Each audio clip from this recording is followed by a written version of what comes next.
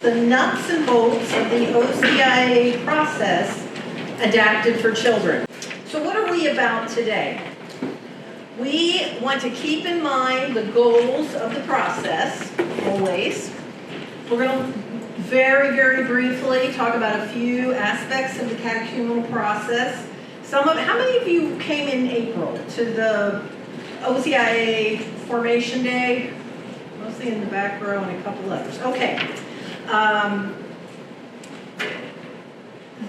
That time in April, we were really just focused on the process for adults. But what you're going to find here is that's the normative process, which is then adapted for children.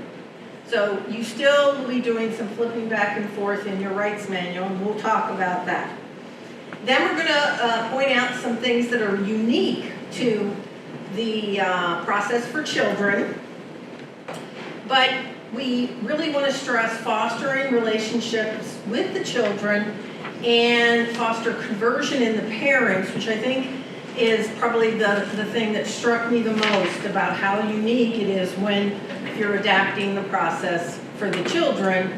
The children are not, even I think your principal, they're not your principal students. I think the parents are your principal students. And I will hopefully make my case for that.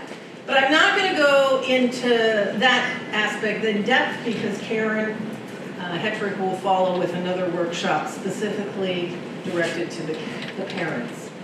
Okay, so what are we dealing with?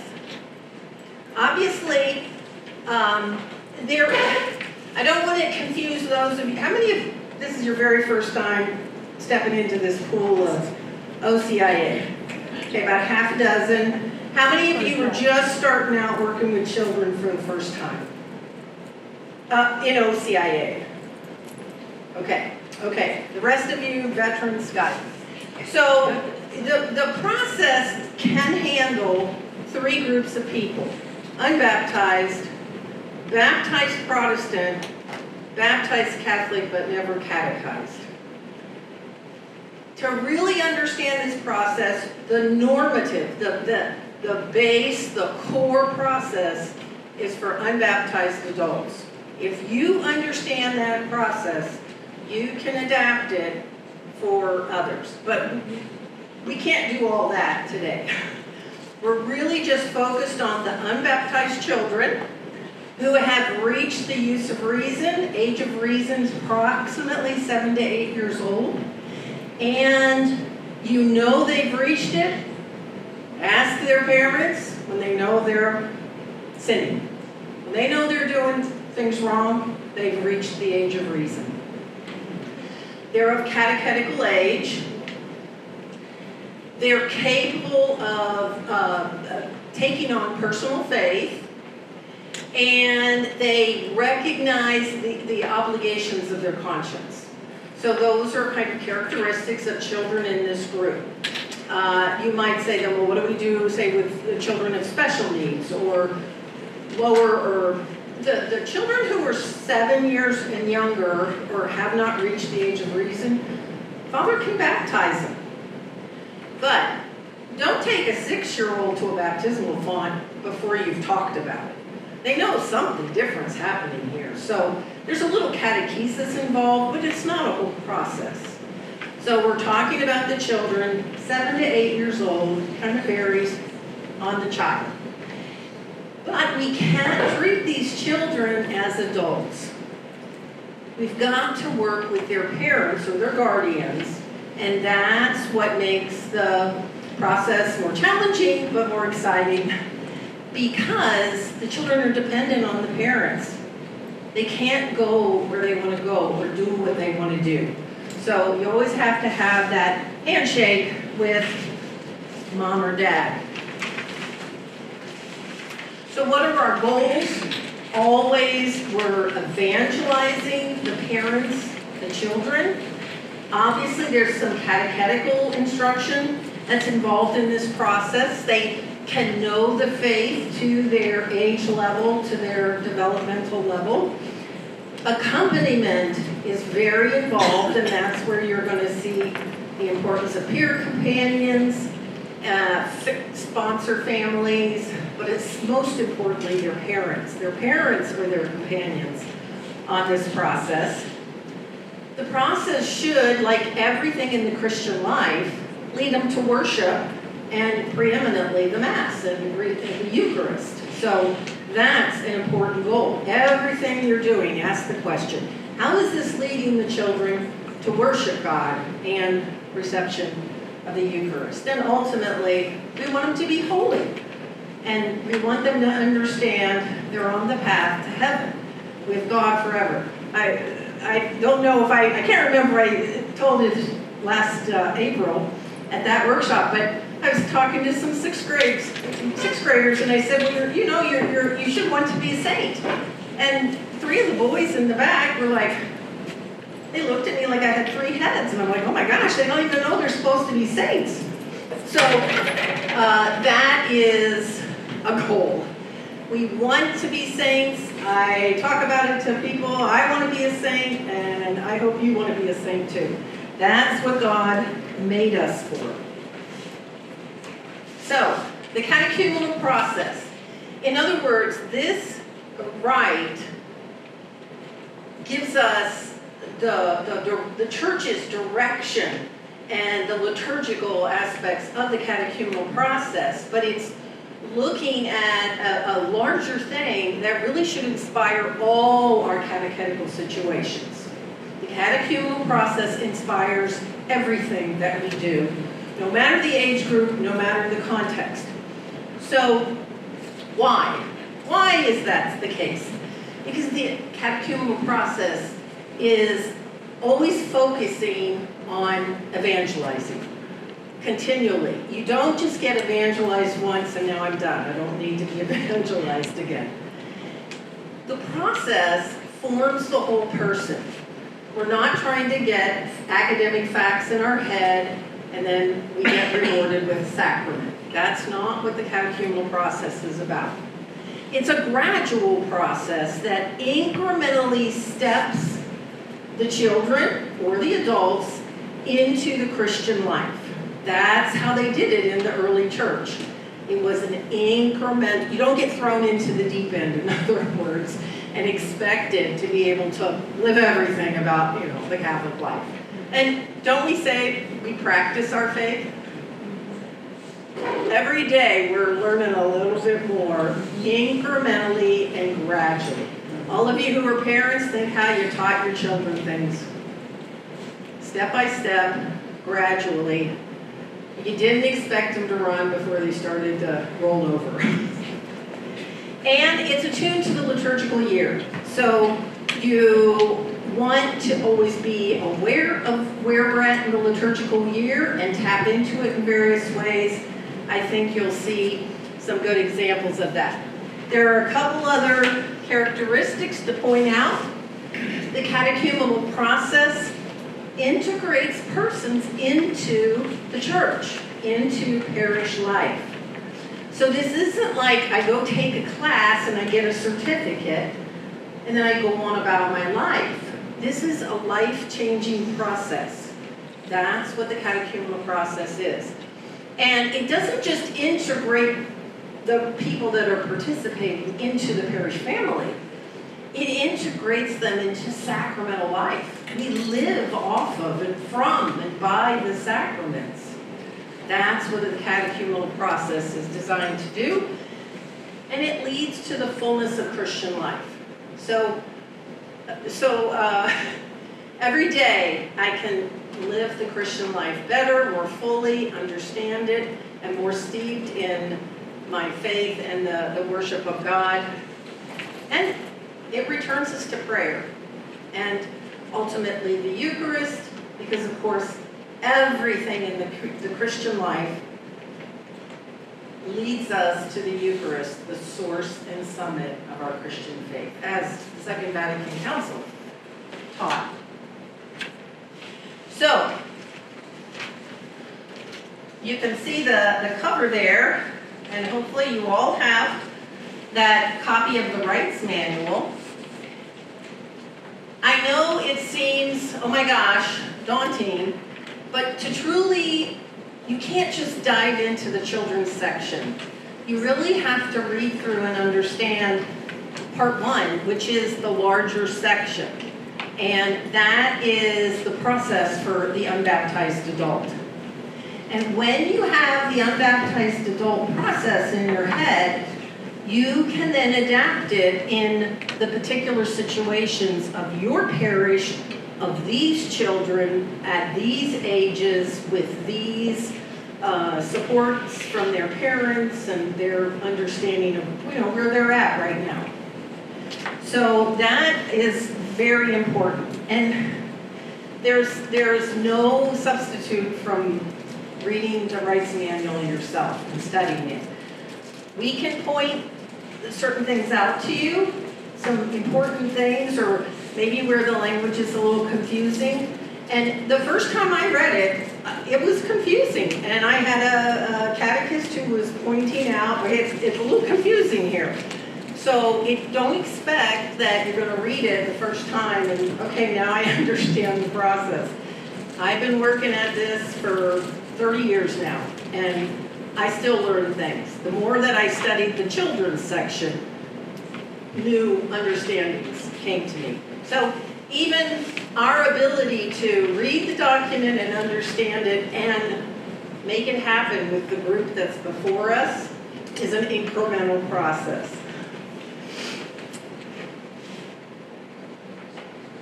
You cannot fully implement it in the first year. So those of you who have never seen this rights manual before, you've never done this with children, do not burden yourself with, it's got to be perfect. It can't be. I promise you. Every time I come to the document, I learn more. It's kind of like reading the scriptures. You can read the same story. Years later, you'll read it again and you'll see new meaning because you've changed. You have more experience. So it's really the doing of this work and the ongoing reading and meditating and thinking, well, how would I do that? You learn. So don't feel like I have to do everything it says right now because you'll kill yourself. We don't want you to do that. We don't want you to do that. And this is a process. It's not a program where we just do these 20 lessons and they get the sacraments. They just check these boxes and they win the prize. That's a programmatic sort of approach. I think that we've had that way of thinking in the church. The whole time I have worked in the church, I've met and heard comments, and I can tell that's the way people think of it.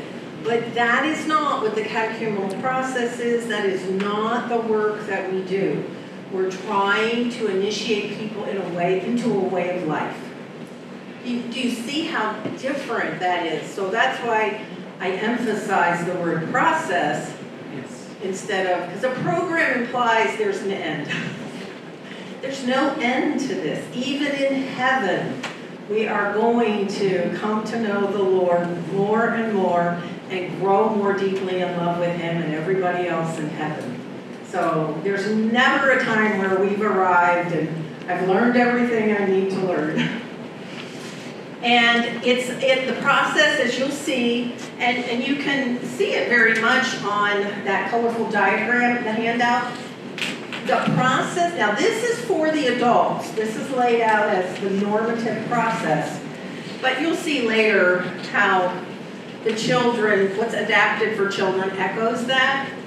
But it's basically periods, and then a gateway or a bridge, which is a rite, a ritual, and then another period, and a gateway or rite or ritual. Okay? Are there any questions so far? All right.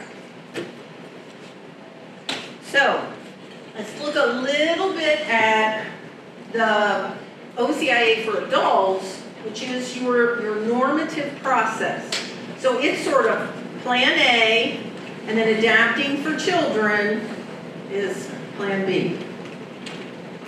So we want to bring people into relationship with Christ. Very evangelistic, very much announcing the good news. And it's not joining a club. What we don't want is for people to, if they think it's like joining a club or it's just a program, they could go through the whole process, receive the sacraments, and say, okay, well, that was nice, but I tried that, I did my Catholic thing, it's not going to really work for me, and then they go try the next flavor the next month. That's not what this process is. And I often find myself thinking about just even that one thing. How am I approaching this to where the people I'm teaching, I am helping, I am accompanying, that they realize this is a life's work. And I can tell from just the time I came here, if you don't know, I've only been here a little over a year. I moved from Virginia. I used to work down in the Diocese of Arlington. And I very much, in really all places, but it's here too, where there's a mentality of, we're just getting the sacraments. So the parents are approaching it for their children of, well, we just gotta do these classes and we'll get the sacraments. Grandma wants you to be confirmed or receive the Eucharist, or however they put it.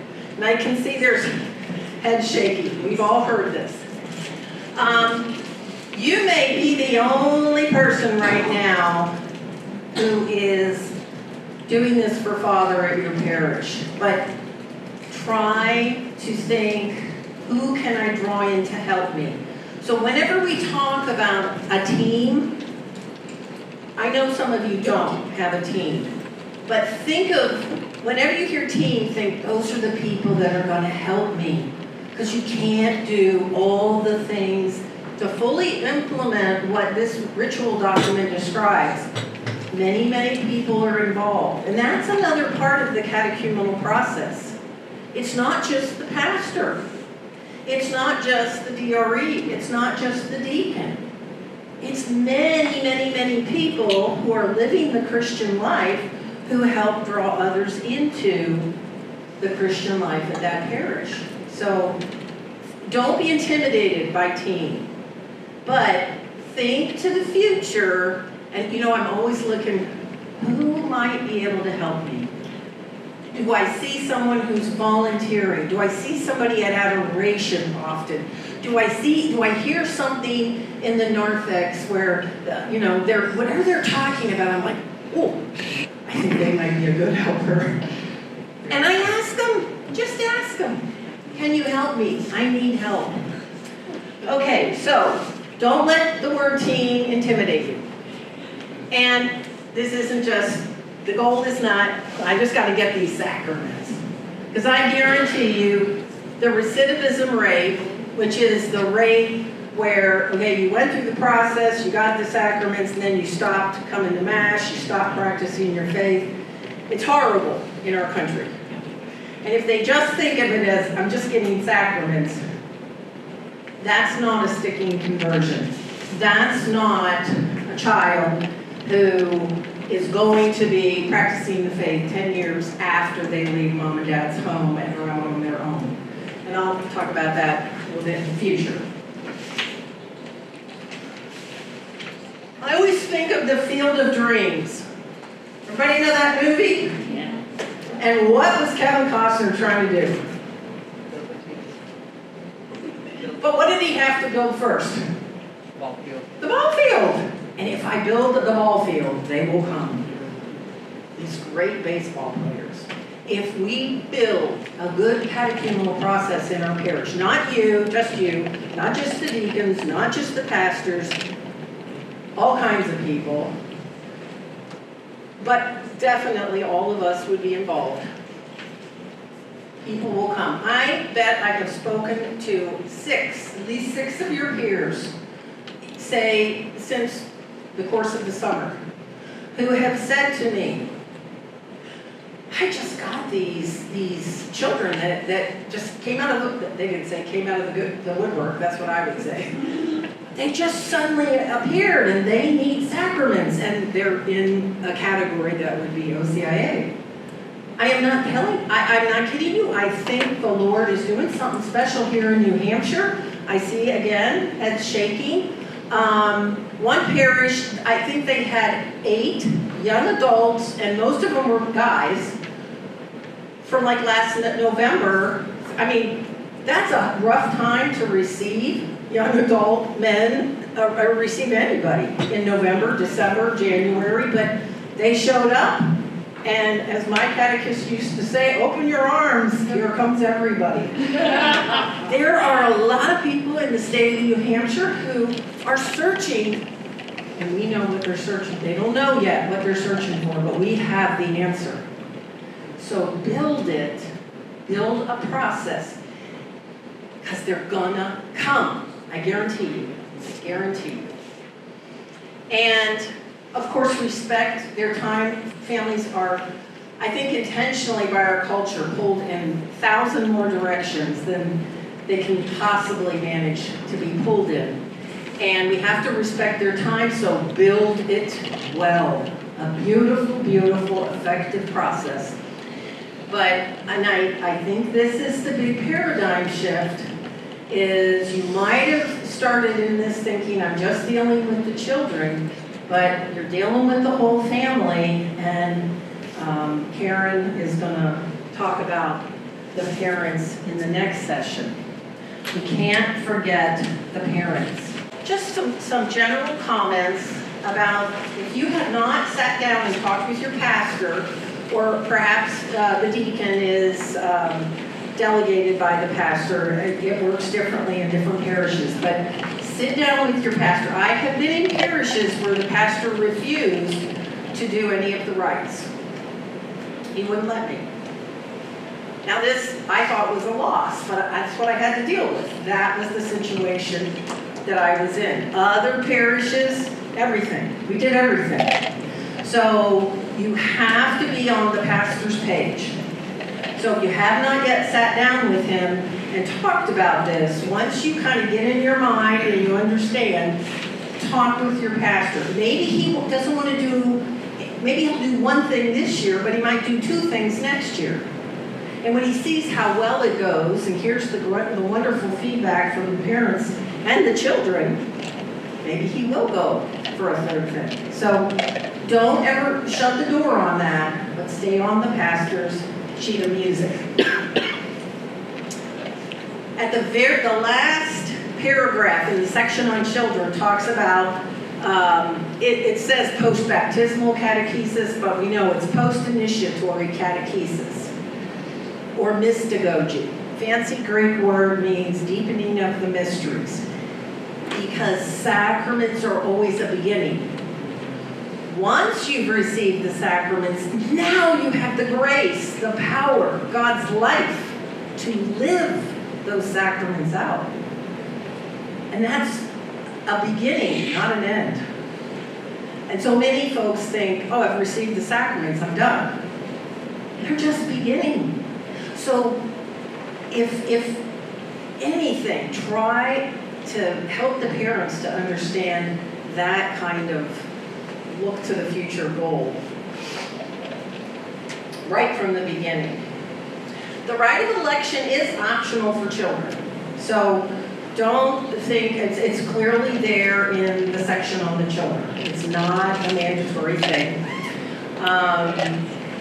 And actually for the children, it's generally preferable that you don't do it in the context of the large Sunday Mass with the whole church filled up in the congregation there. It might scare the children. But that's a call that you make each year. Either, your pastor says, I don't want to do it, I do want to do it. Or you say, oh, these children would be scared to death. Or these children would love it. These children would start talking in front of the church and evangelizing. You've got the full gamut of what a child is capable of. So you make that call after you've talked with the parents and you have a good sense of what is going to be a warm, welcoming way for them to experience the ritual. We'll talk a little more about that when we do the demonstration. The ritual in paragraph 278, maybe a little mention about documents like the rights manual. Documents from the church, the teaching authority of the church, the magisterium. You might hear magisterial documents. It just comes from the Latin magister, teacher, teaching document. The church will number the paragraphs. So if you open your rights manual, you will see bold numbers. Mine happen to be in a red color. They might be black, but in the top left hand of each paragraph, those are the paragraph numbers. So in my slides, I've referenced like the state of readiness. You can look to paragraph 278, and it will give you a little bit of help about that. That the children have to have a certain disposition for this, and that might take time, and it might take a longer time for some children versus others. So that's a judgment to make. I wanted to mention, turn to paragraph 283 and 284. This is in the children's section, and I wanted to, here we go. I don't think you can really see it on your handouts. And you can't see it here, maybe on the other one, but I have bolded some of the paragraph numbers and with some yellow on my slides, and I did that to draw attention to certain paragraphs, because what you will find when you read that paragraph, there is catechetical content there.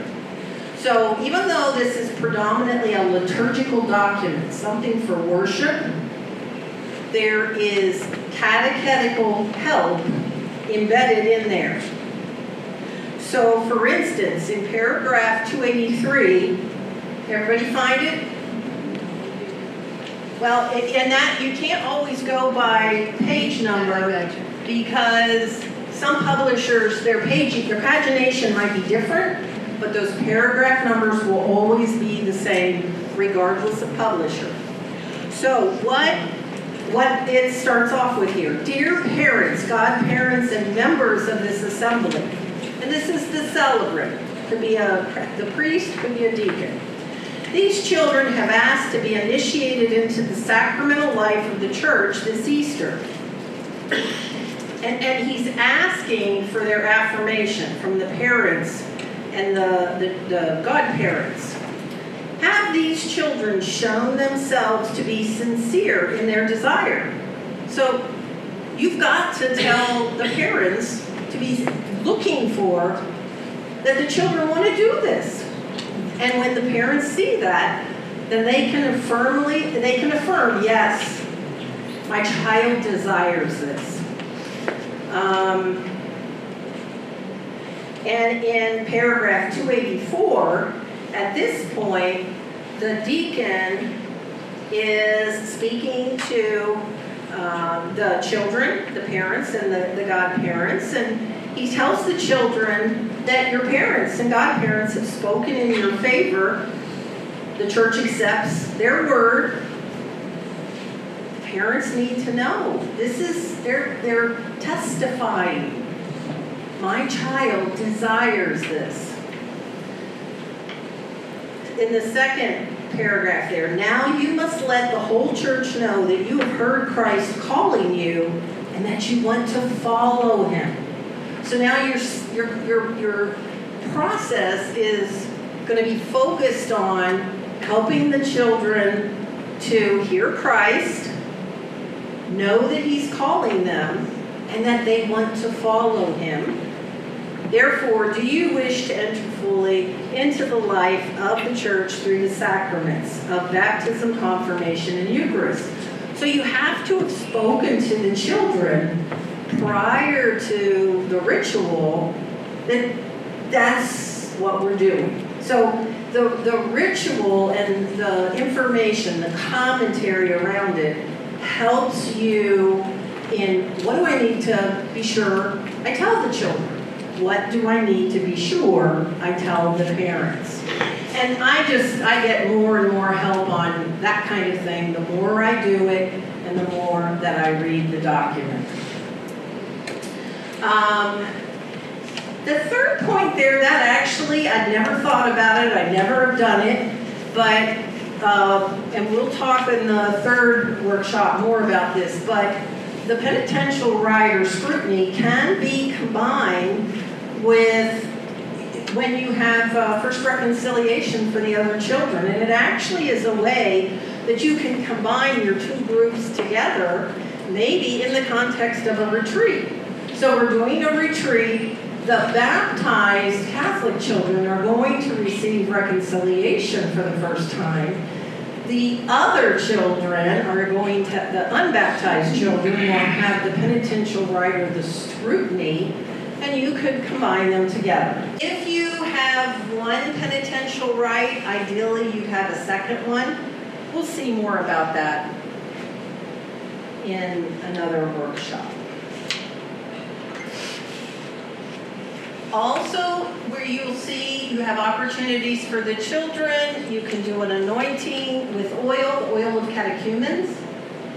And all of these liturgical things, why would we do these? Priest, prophet, king are all called to that? Sure, we're called to be priest, prophet, and king, and when we're baptized.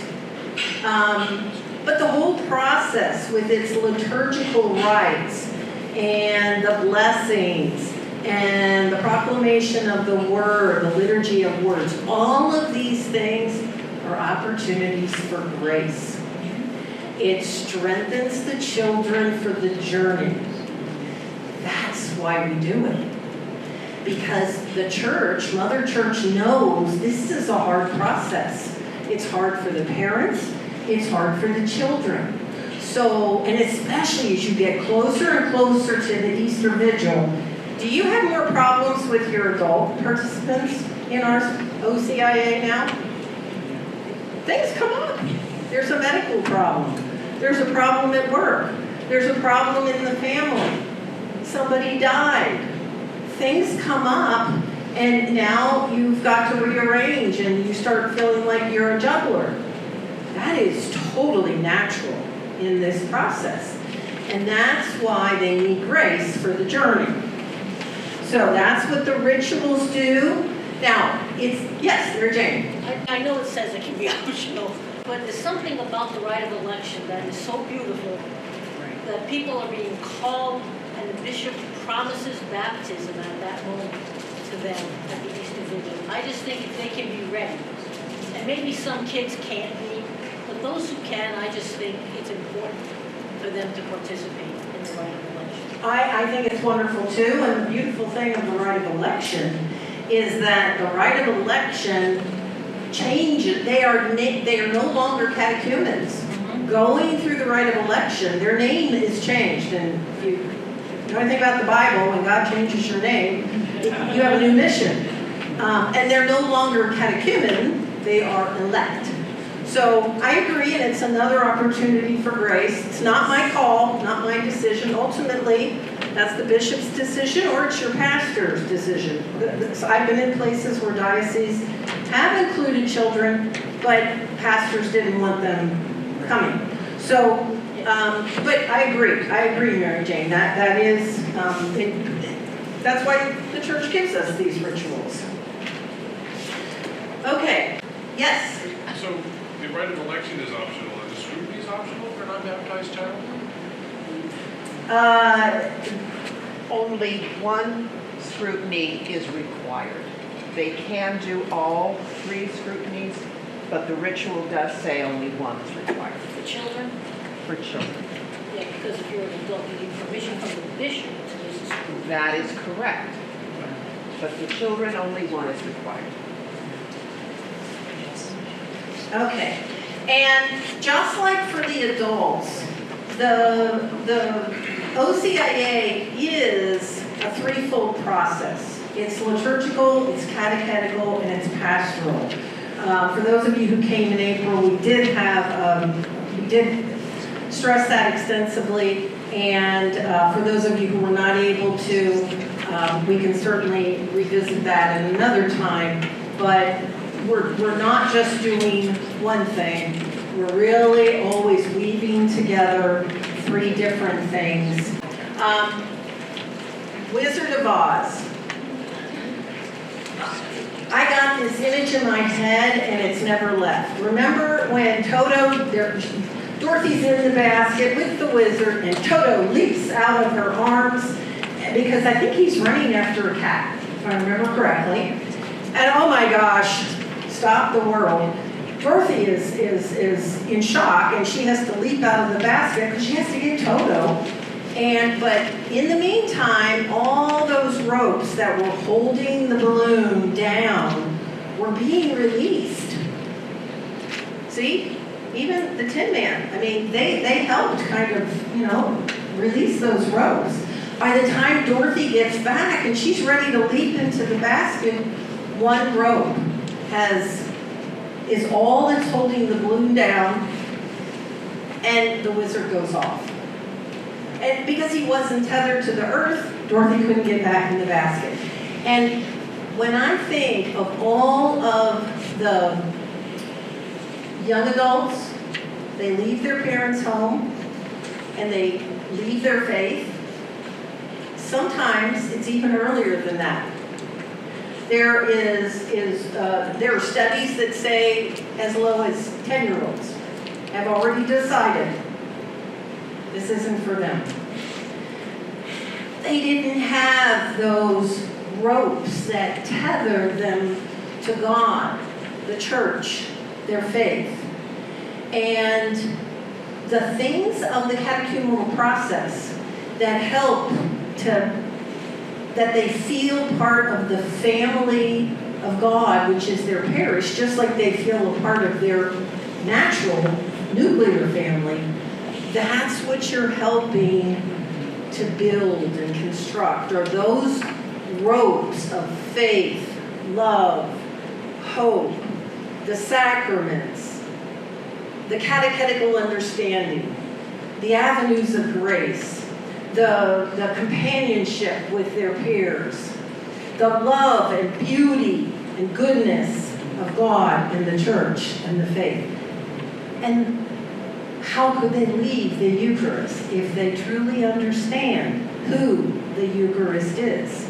So those things that you and your team, your helpers, are bringing to the children are what help keep them in the faith when they've left their parents' home and now they're on their own and they can sleep in, but I'm going to Sunday Mass. So we want to foster relationships, and I'm losing the pictures. We want to foster relationships for the children. Now, I am not talking about the conversion with the parents. Again, Karen's going to talk about that. But remember, and the ritual document talks about this, 2 key areas: foster conversion with the parents and foster relationships with the children. So the ritual document will talk about peer companions. Peer companions are the children in maybe their social circle, or maybe the other 2nd graders, or the other 3rd graders, or the other 7th graders. Or I know there was a young man at one of our schools. He was in high school, and one of his buddies in class was his peer companion. And the peer companion will join them in the sessions, and will be a link to other things that are happening in maybe that Catholic school or in the parish. There also can be families. We can call them sponsor families, parish sponsor families, where a family is accompanying the family that's in your process. Because it's not just the children who maybe it seems very foreign to them. They don't, again, think the unbaptized child doesn't have a Catholic background, and perhaps it's a family, sometimes the parents are in OCIA for themselves, and you've got the children in a process with other children, and a whole family can sponsor that family. I'll give you an example. I have a good friend. Now, she is a single mom, but she always has somebody she's working with. First, it was folks who were at her place of business, and they were coming into the Catholic Church. And then she started getting connected to families that were coming into the Catholic Church at her parish. And I can remember one. It was a mother and a father and 2 children. Now, they were baptized Christian, very strong Episcopalians. And my friend accompanied them throughout the process. And she would take them out to coffee after Mass. She would go with them to Mass. She still is connected with that family, even though they moved out of state once and then twice again. And she was a godparent for one of the children that needed baptizing. So, she really poured herself out into that family. So she was acting like a sponsor family. But she wasn't relatives to them. They don't have to choose her as, well, you're going to sponsor me in confirmation.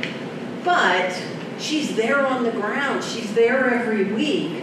And that's what you want to start looking for, are other families in your parish who can act as sponsor families for these families who don't really know about this Catholic thing. And the sponsor family can introduce them. They can invite them to parish activities outside of what you're doing with the children. And help the children, of course. God is the most important thing, when we boil it down, if we're honest. And that everybody that helps you gives genuine witness to the importance of God and all of this, as do the parents. The peer companions can especially join them with fun activities that already are planned in the parish or that you specially plan for them. You always want to present truth, beauty, and goodness, the transcendentals.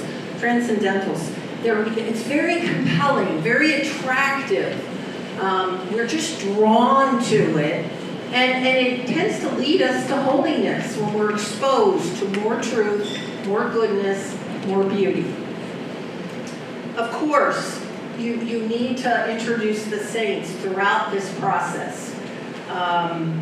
Especially the younger, the children's saints and the young adult saints, and the more modern ones.